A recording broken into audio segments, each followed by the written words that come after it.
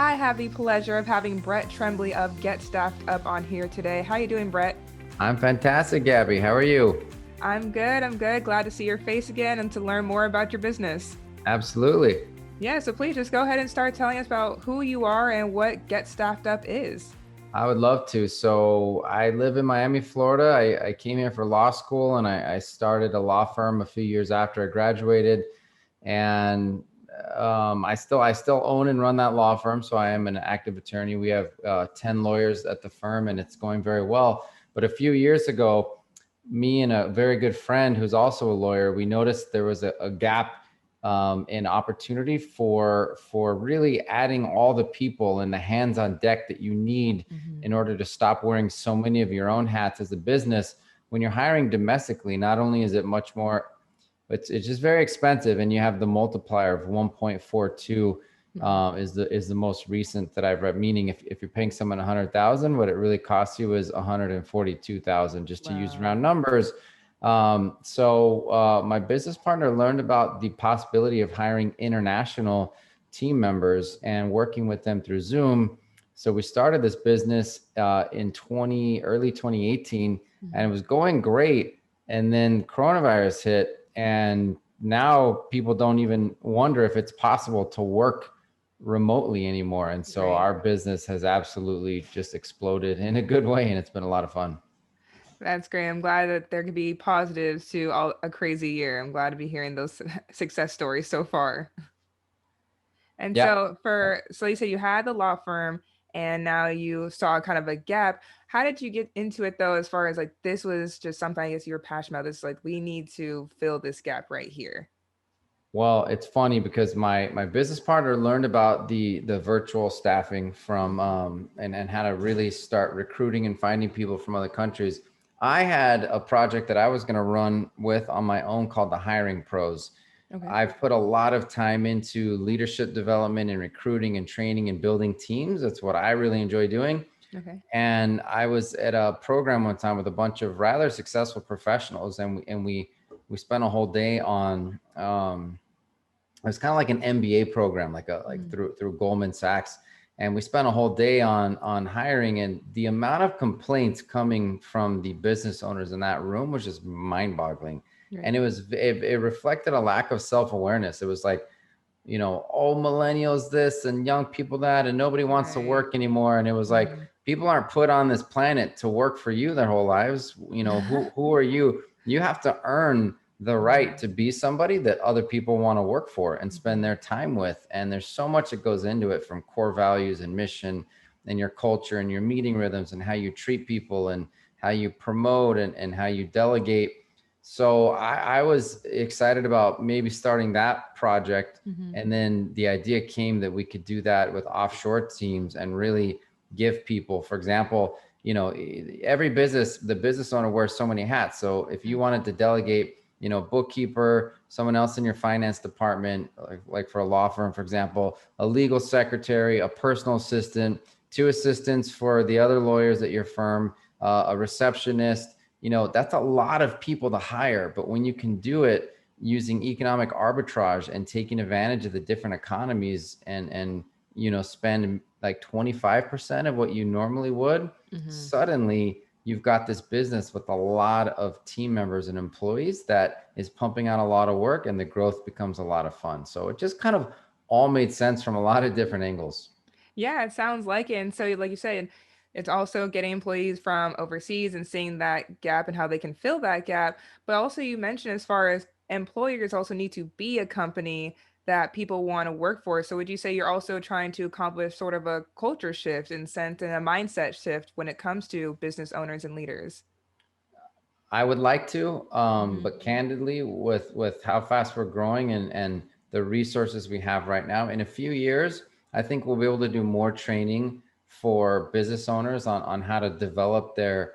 I mean, you could call it leadership skills, but it's really Hmm. ownership skills, right? Like, how Right. do you become the CEO that people want to work for? Why does everybody Hmm. want to work for a Zappos or a Chick-fil-A instead of Burger King, for example? And that's company culture and putting fun and energy into everything you do. So that's definitely something I'm passionate about. But right now, we are just filling orders as fast as we can. The word of mouth is really spreading about us, and we have a crazy uh, detailed recruiting team through Latin America. We're going to have 100,000 people apply to work with us next year, and we will probably place 0.05% of those people, which is still a lot. Hmm. But right now we're growing so quickly that we don't have time to do a lot of other things. Yeah, it makes sense. And so then, with all those things, how do you create fresh opportunities to best serve your customers? Through the different offerings, right? Like we'll explore other countries to pull talent from. We will find new ways to help our clients teach their administrative assistant. Which, by the way, these are all admin assistant and marketing assistant. These are Mhm. assistant positions. We're not hiring your next CEO from another Right. country or Hmm. team leader. So with all these assistants, there's new things you can train them. How to help your company grow on LinkedIn, how to launch a book. I mean, there's just a lot of things that we're learning ourselves that we're packaging and helping our clients with. Okay, and which countries do you typically pull from and why? Well, we started in the Philippines, Okay. and what we quickly found out was that it could be a huge competitive advantage if we go more towards Mexico, Central, and South America, Hmm. because the time zone is a big difference, and the Right. culture and the English language is a big difference. No offense to anybody, but it's just a fact that people in Latin America, their language is a lot closer to ours, Yep, of and their course. accent. I mean, a lot of the people we hire barely have an accent, and you don't really Hmm. find that, especially in India and the Philippines. Right. Some awesome, wonderful people, but we're not the company that finds you the $5 an hour just paper pusher, 4-hour work Hmm. week tasks, and there are those kind of people out there. We are educated, friendly, well put together, work from home, have computers, have infrastructure, assistants that can be client facing.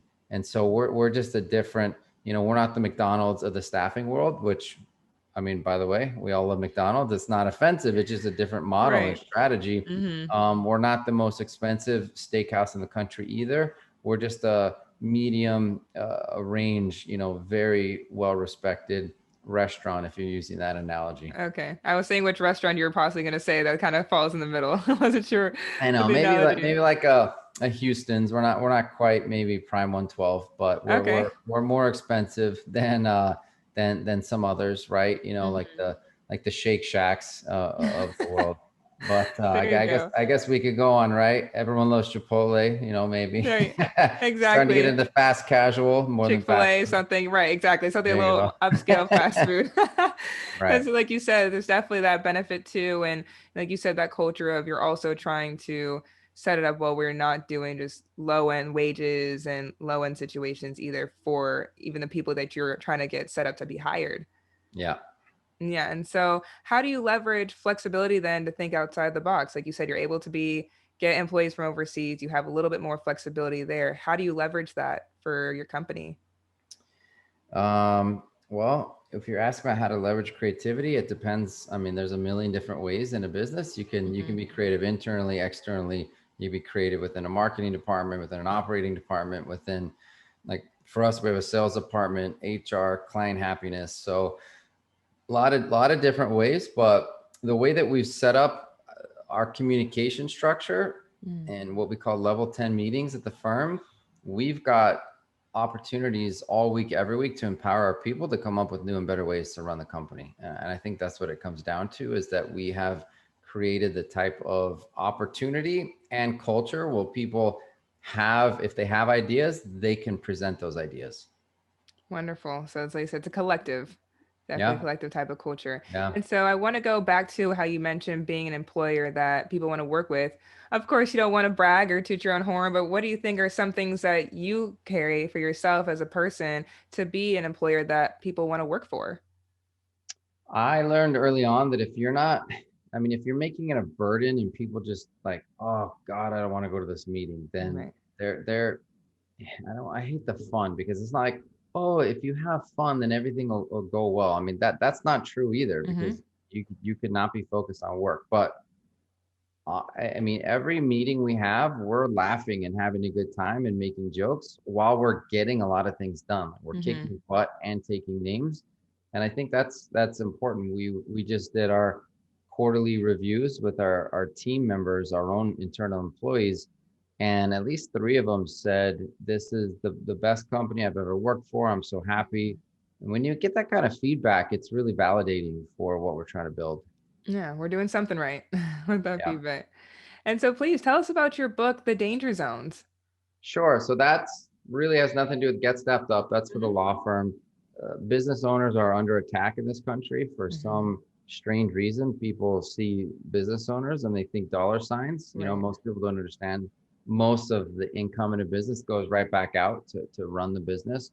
But you have these, you know, what I would call misguided lawyers convincing people to sue their former employers or current employers unfairly, knowing that the Oh. rules are stacked against the employer, so that it's basically makes more sense to just cut a check and make that go away than it is to Mm. spend 5 times the amount of money and fight very unfair. I mean, look, let's say your lunch break, you know, and this happened in California recently to Oh. somebody I know, but let's say your lunch break was supposed to start at 12:15 and you started at 12:20.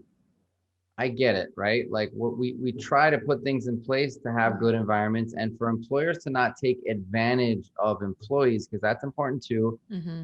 But where's the balance? You know, that business got sued, and when he didn't settle, they subpoenaed the record, and I believe he spent over $500,000 fighting a lawsuit For five over minutes. a few lunches. Oh my gosh. And if you're thinking, oh, that's probably not the whole story, unfortunately, in this case, it can be. You Right. can get sued. What happens in South Florida, where I am, is for overtime, people are getting employers are getting sued where the employee is being talked into it by the lawyer most of the times, um, to claim that they worked 60 hours a week for 3 years, but they only got paid 40. So now Mm. they're owed 3 years of overtime, 20 hours per week, which is time and a half.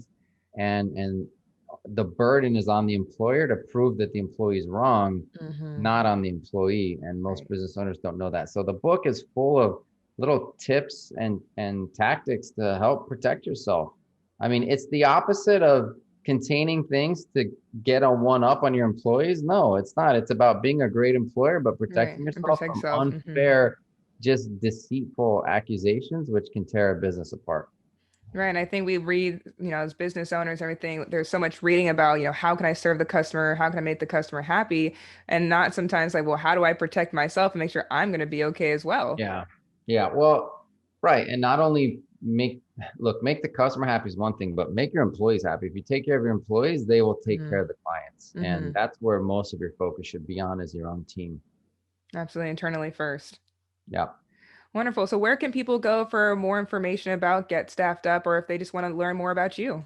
Sure. Getstaffedup.com. And if you, I mean, all the information is there. We do, like I said, administrative staffing. Our marketing is focused on law firms because it's a niche. Niches bring riches, right? We don't have to market and be different things to be different people, Mm-hmm. but we have a lot of non-law firm clients because it's really the same concept. So if you go to getstaffedup.com and you do /VIP, and you fill that out. And look, if you just mention this podcast, we'll give you $250 off of your startup fee. There you So that's go. a nice little perk. Perfect. And if LinkedIn or anywhere else for people just to get in contact with you if they choose to Sure, do yeah, so. LinkedIn.com. I don't know, I forget, like /Brent Trembly, I guess. But it'll, Um, it'll be on there too. So for anyone yeah, to read instead of just listening. yeah. Wonderful. Brett Tremblay of getstaffedup.com. Thank you so much for your time today and sharing all that. Of course, Gabby. It was really nice chatting with you. You as well.